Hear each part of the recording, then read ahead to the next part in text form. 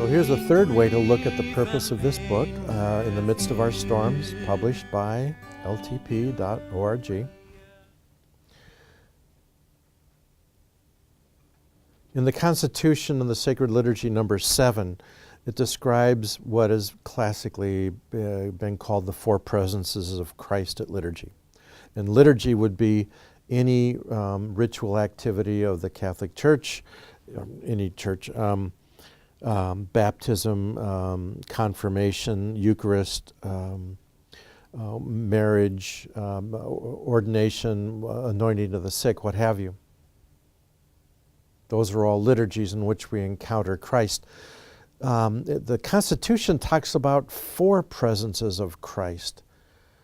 The one Catholics are most used to is the presence of Christ in his body and blood, in the consecrated bread and wine, in the Eucharistic species. The highest form of presence, the sacramental presence.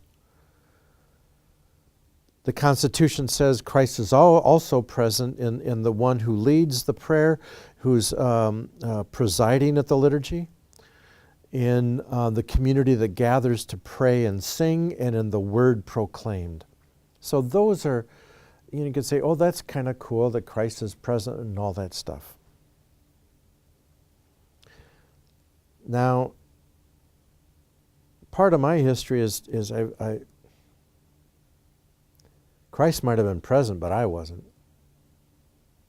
And what I've come to realize is that I needed to search for the terms of being present to Christ, present in word, sacrament, presider, and praying community. And I still need to do that. What does it mean to be present? We don't have multiple ways of being present. We have basically one form of being present to God, self, and others. What does it mean as adults to deepen our sense of that presence to ourselves, to God, and others? Is what I see this book about. To explore in our depths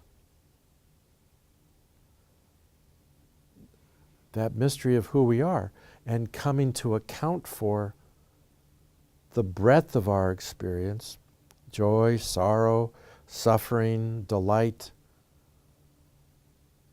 good, bad, whatever, and to bring that part of our lives into the real presence so that we can be really present.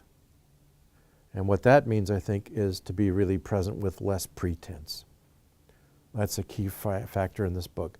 So I'm going to talk about one more factor, a way of describing the purpose of this book, and thank you for checking this out.